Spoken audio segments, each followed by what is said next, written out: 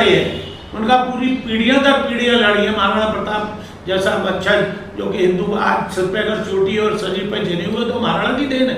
उसके बच्चों ने घास की रोटियां खाई और उसको एक गद्दार कह रहे हैं। उनको कैसे उनकी मति भ्रष्ट हो गई। सिर्फ राजनीतिक मुस्लिम तुष्टिकरण की राजनीति है, इसमें और कुछ नहीं। लेकिन चलिए उनका तोड़फोड़ कर दी, मैं उसको अच्छा नहीं मानता। अगर मुझे कभी दिख गए, वो मिल गए कहीं दिल्ली में घूमते, आगरा में घूमते, मथुरा में घूमते, हाथरस में घूमते, तो मेरे पे जूतों की माला तैयार है, वो उनके गले में जरूर डालूंगा अगर उन्होंने माफ़ी नहीं मांगी तो। अगर ये सुमन साहब वापस ले लेते हैं अपना बयान तो हम इनका वेलकम करेंगे, ऐसी क्या बात है। कोई जायजा थोड़ी लुट रही है। लेकिन किसी भी महान व्यक्ति के खिलाफ कोई अपशब्द रहेगा तो वो बर्दाश्त नहीं किया जाएगा। नमस्कार, आप देख रहे हैं कैपिटल हेडलाइंस और मैं हूं वात्सल्य राय। अभी हम ब्रज क्षेत्र में हैं और ब्रज क्षेत्र में होना इसलिए महत्वपूर्ण है क्योंकि इस समय आप एक विवाद के बारे में लगातार सुन रहे होंगे। जो भारत के इतिहास के महान शूरवीर रहे राणा सांगा साहब, उनके बारे में उनको लेकर कुछ कहा समाजवादी पार्टी के राज्यसभा सांसद रामजीलाल सुमन साहब ने, और उसके बाद से एक विवाद शुरू हो गया। और आज हमारे साथ एक खास शख्सियत इसी मुद्दे पर बात करने के लिए है, जो राणा सांगा जी के परिवार से ही आते हैं। उनकी 22वीं पीढ़ी में है, जाने माने नेता है, अखिल भारतीय क्षत्रिय महासभा के राष्ट्रीय संरक्षक हैं, राजा रहे हैं खुद, लेकिन अब राजवंश उनका बरकरार है। राजशाही भले ही नहीं है, लेकिन वो उस पीढ़ी से आते हैं। उस दर्द को जितना वो आज समझ रहे हैं शायद ही कोई और समझ पाए। मैं परिचय देने की वैसे जरूरत तो नहीं है, लेकिन फिर भी मुखातिब करा देता हूँ। कुंवर नरेंद्र सिंह जी जाने माने नेता हैं, राजनीतिक पार्टी से किससे हैं उसको बताना इतना जरूरी नहीं है, जितना बताना ये जरूरी है कि उसी परिवार को वही रक्त इनकी रगों में है। और मैं समझना चाहूंगा कि सबसे पहले तो हम वो कहानियां सुनते रहे हैं राणा सांगा साहब की।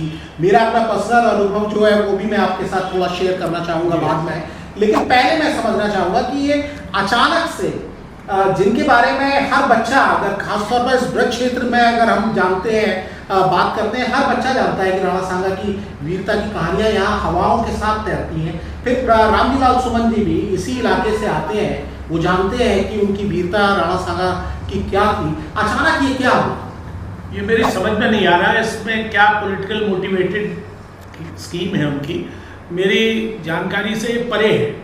और वो एक मंत्री भी रहे हैं, एक संवैधानिक पद पे भी रहे हैं, और बुजुर्ग भी है अब तो, और एमपी भी एक दो बार पहले भी रहे हैं, अब भी राज्यसभा में सांसद हैं।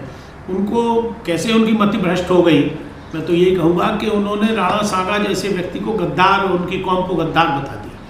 तो इससे पीछे उनको कोई लाभ नहीं होगा, न राजनीतिक लाभ होगा, न सामाजिक लाभ होगा, न व्यक्तिगत कोई लाभ होगा। इसके उनकी आलोचना ही हो रही है और होगी। इसके लिए उनको अगर उनमें थोड़ी सी भी बुद्धि है, मैं अखिलेश जी को भी ट्राई कर रहा था, उनसे बात नहीं हो पा रही मेरी। अखिलेश जी ने भी कहा इतिहास के पन्ने पलटे। अरे भाई, इतिहास में तो बहुत कुछ लिखा हुआ है, इतिहास के पन्नों को कहाँ तक पलटोगे आप? धरातल पे बात करो। राजनीति आप आज 21वीं सदी में कर रहे हो, बात आप 20वीं सदी की, 18वीं सदी की, 16वीं सदी की, 15वीं सदी की कर रहे हो। इनसे क्या लाभ होगा? अगर बाबर को राणा सांगा ने बुलाया तो एक आताताई को भरवाने के लिए एक आताताई को बुला लिया, तो ये तो उसका विवेकपूर्ण निर्णय था। लेकिन मैं तो कई इतिहासकारों को लगातार पढ़ रहा हूँ, तमाम मीडिया रिपोर्ट्स भी आ रही है, और ये भी कहा गया है कि इब्राहिम लोदी को तो कई बार राणा सांगा ने खुद हरा दिया था, तो वो क्यों बुलाएंगे? और बल्कि इब्राहिम लोदी का जो भाई है, इतिहासकार हैं, उन्होंने, मेरे पे भी वीडियो है, और मैं समझता हूँ रामजीलाल सुमन ने भी वही देखा होगा, नहीं तो उन्हें इतना ज्ञान होगा नहीं इतिहास का। उसमें उन्होंने कहा है कि राणा सांगा ने बाबर को बुलाया था। ये बाबर वो भूल रहे हैं कि खंडवा का युद्ध तो राणा सांगा और बाबर में हुआ है। तो जिस आदमी को अपनी दोस्ती के लिए बुलाएंगे, मान लीजिए आप ये तो कहना चाह रहे कि मुसलमानों को तो गद्दार बता रहे हो और उनको गद्दार नहीं, तो उनने मतलब है कि उनने बुलाया था अपनी यारी दोस्ती निभाने के लिए बाबर से। लेकिन जब वो खुद ही उससे लड़े हैं, उनका पूरी पीढ़ियां दर पीढ़ियां लड़ी है। महाराणा प्रताप जैसा बच्चा जो कि हिंदू आज सिर पे अगर चोटी और शरीर पे जने हुए तो महाराणा की देन है। उसके बच्चों ने घास की रोटियां खाई और उसको एक गद्दार कह रहे हैं। दुख की बात है, शर्म की बात है। डूब मरना चाहिए चुल्लू भर पानी में। इस तरह की बातें करने से पहले सोचना चाहिए। आज राजनीतिक उसमें और पार्लियामेंट में जो कि लोकतंत्र का मंदिर है, उसमें आप खड़े होकर इस तरह की बेहुदा बेवकूफ़ी की बातें कर रहे हो, अज्ञानता की बातें कर रहे हो, उसको कंडेम करना चाहिए उनके नेताओं। अखिलेश जी पता नहीं क्यों उनको इतनी पनाह दे रहे हैं। ऐसे व्यक्ति को तो पार्टी से निष्कासित कर देना चाहिए, इससे उनका नुकसान हो रहा है। जी, मैं बिल्कुल आपके इमोशंस को मैं देख पा रहा हूँ, आपकी आंखों में मैं इमोशंस को देख पा रहा हूँ और शायद इस वीडियो को देखने वाले भी उस चीज़ को महसूस कर पाएंगे। आप तो उस परिवार से ही आते ये हैं। तो बिल्कुल, हम लोग 22वीं पीढ़ी में, मेरे फादर बप्पा रावल से चला है वंश। हम लोग जो, हमें और उदयपुर महाराणा में झगड़ा था, मेरे फोर फादर्स था महारावल खुमान से, हम लोगों के आगे टाइटल महारावल लगता था और उदयपुर के आगे महाराणा लगता था। तो वो तो राणा सागा से अपना वंश मानते थे और हम लोग बप्पा रावल से मानते थे। तो हमारे आगे, हमारे बाबा के आगे महारावल विजय सिंह नाम था उनका, तो लगता था। तो हम लोग ये कहते थे हम उनके डायरेक्ट डिसेंडेंट हैं, वो कहते थे वो है, हम अपने को बड़ा मान। तो हमें युद्ध भी हुआ, डूंगरपुर और उदयपुर में युद्ध हुआ है। उदयपुर अलग था, बांसवाड़ा, प्रतापगढ़ और डूंगरपुर मिलकर भी युद्ध हुआ। तो हम तो इतिहास को अपने को जानते हैं, तो हमारे अंदर शरीर में तो सूर्यवंश का रक्त प्रवाह हो रहा है, तो हम कैसे उसको भूल जाएंगे, उनके जौहर शौहर को। जी बिल्कुल, मैं आप तो खैर मैं यही कहना चाह रहा था कि आपके धमनियों में, शिराओं में वही रक्त है, लेकिन हम जैसे लोग जो इस ब्रज क्षेत्र से आते हैं, और आप तो जैसा जानते हैं कि मेरे ग्रैंडफादर खुद बहुत बड़े ज्ञानी व्यक्ति थे, मैथमेटिशियन थे, लेकिन इतिहास की वो कहानियाँ सुनाते थे। मैं जो आपसे बताना चाह रहा था, एक निजी अनुभव अपना शेयर करना चाह रहा था कि 2 साल पहले दिवाली के मौके पर मेरी कार का एक्सीडेंट हुआ। मैं बैक सीट पर था, मेरे ड्राइवर चला रहे थे और एक्सीडेंट ऐसा ज़बरदस्त था कि पीछे से मैं बिल्कुल आगे आ गया। हालांकि ऐसा कोई थॉट नहीं था, लेकिन अचानक मेरे जहन में मेरे ग्रैंडफादर आए, मैं थोड़ी देर में बेहोश हो गया और मुझे लगा कि वो मुझे बता रहे हैं कि बेटा उठ, राणा सांगा को याद कर जिसने 80 घाव खाए थे। और अचानक मेरी चेतना लौटी, मेरा ड्राइवर बेहाल था, मैंने उसको उठाया। और मैं केवल ये कहानी सिर्फ इसलिए बता रहा हूँ कुंवर साहब आपको कि हम सभी जो ब्रज क्षेत्र में है, राजस्थानी इलाके से, क्योंकि लगा हुआ है, वो कहानियाँ हमारे कानों में, हमें इतिहास पढ़ने की जरूरत नहीं है।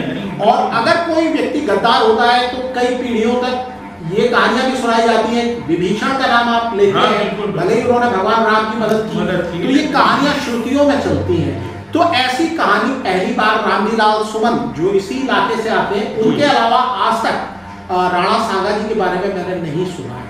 तो मैं आपसे समझना चाहूंगा कि इसके पीछे आप क्या समझ रहे हैं, क्या कोई राजनीति है? क्या है? सिर्फ राजनीतिक मुस्लिम तुष्टिकरण की राजनीति है, इसमें कुछ नहीं।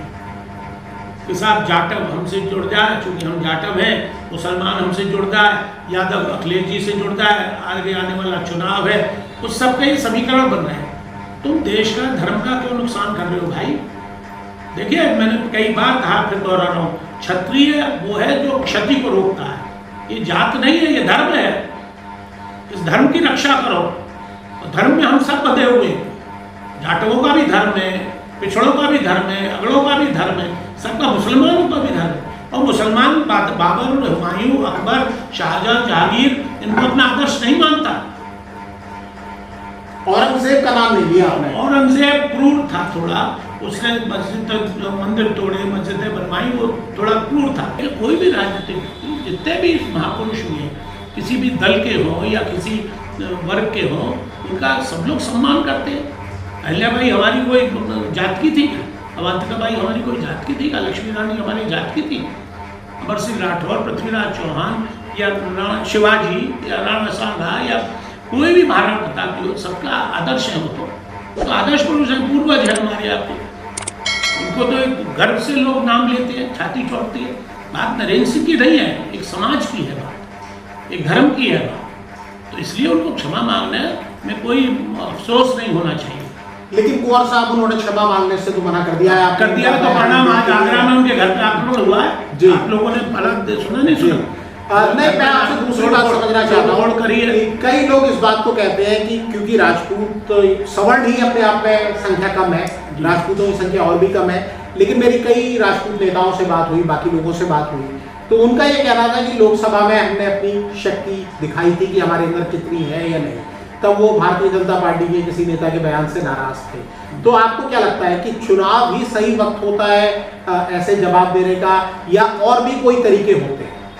देखिए, तरीके तो बहुत हैं, लेकिन मत जो वर्तमान स्थिति है लोकतंत्र में, तो मताधिकार है। और चुनाव भी लोकसभा के तो अभी है नहीं, बिहार में एक चुनाव है सन्निकट, यूपी में तो अभी 2 वर्ष है। तो हम इसको चुनाव से जोड़ के नहीं देखना चाहते। ये तो एक मैं समझता हूँ जो उनके मानवता के नाते उनको उसको वापस ले लेना चाहिए, इसमें कोई उनकी अपमान नहीं होगा, उनका कद बढ़ेगा। उन्होंने कहा कि मुझे अपुष्ट जानकारी थी इतिहास के बारे में, किसी इतिहासकार ने क्या, वो जो इतिहासकार मैंने आपको दिखाया भी था अपने उस पर, वो उन्होंने बताया है और भी बहुत सी बातें बताई हैं, तब उनने भी कहीं से गहकर की होंगी। होता है, स्वाभाविक आक्रोश होता है। तो इसलिए आज मैं समझता हूँ हिंदू समाज में ये आक्रोश है, इसको समय रहते हुए इस डैमेज को कंट्रोल कर लेना चाहिए। राजनीतिक लोगों को बुद्धिमत्ता से काम लेना चाहिए और अपने राजनीतिक भविष्य के लिए अपने स्वयं, मान लीजिए कल को कोई उनके संग दुर्घटना हो जाए, क्या होगा? हाथ मलते रह जाएंगे आदमी। फैनेटिक लोग बहुत होते हैं, कोई भी उत्तेजना में, अब आज घर फूकने के चले गए, उनका तोड़फोड़ कर दी, मैं उसको अच्छा नहीं मानता, लेकिन ये ज़रूर है कि अगर मुझे कभी दिख गए, वो मिल गए कहीं दिल्ली में घूमते, आगरा में घूमते, मथुरा में घूमते, हाथरस में घूमते, तो मेरे पे जूतों की माला तैयार है, वो उनके गले में जरूर डालूंगा अगर उन्होंने माफ़ी नहीं मांगी तो। हाँ, ये मुझे लगता है कि आपके साथ तो एक बार गठबंधन में वो चुनाव भी लड़े हैं। 2019 में आप मथुरा से चुनाव लड़ रहे थे। माता पिता का देहांत निधन हो गया था, मैं उनके घर कॉन्डोलेंस करने गया, यहाँ आ चुके हैं वो मेरे यहाँ। हम लोग सब उसमें थे बीपी सिंह जी के साथ जन्मोत्सव में, जनता दल था, तो यहाँ कई बार हमारे यहाँ आए, एज मिनिस्टर हमारे यहाँ आए। ऐसा जाने क्यों बेवकूफ़ी भरा उन्होंने, किसके कहने पे प्रोवोक किया, या तो किसी ने भाई तो कह दो। देखिए आजकल कुछ पता नहीं लग रहा, कौन किसको कब मैनेज कर ले, कैसे मैनेज कर ले, ये भी कुछ नहीं पता लग रहा। राजनीति स्तर इतना गिर गया है राजनीति का कि कहीं भी कुछ भी हो सकता है और सब चीज़ संभव है। कुंवर साहब, एक आखिरी सवाल मैं आपसे जानना चाहूँगा, क्योंकि आप केवल इंडिविजुअल नहीं है, एक तो आप राणा सांगा जी के वंशज हैं, दूसरी बात आपके ऊपर एक बड़ी जिम्मेदारी, एक बड़े संगठन के आप राष्ट्रीय संरक्षक हैं। समाज इस पूरे मामले को कैसे देख रहा है? इंडिविजुअली तो हमने आपसे बात की, समाज क्या देख रहा है, कोई एक्शन प्लान है? क्योंकि राजा भैया का भी हमने बयान देखा, ब्रजभूषण शरण सिंह का भी हमने बयान देखा, हमने तमाम लोगों के, इधर से संजीत सोम का हमने बयान देखा, तो क्या कोई संयुक्त रूप से भी आप लोगों के? देखिए अभी तो हमने तो अपने राष्ट्रीय अध्यक्ष जो है महेंद्र सिंह तंवर जी, उनसे कहा है कि राष्ट्रपति जी से समय लिया जाए।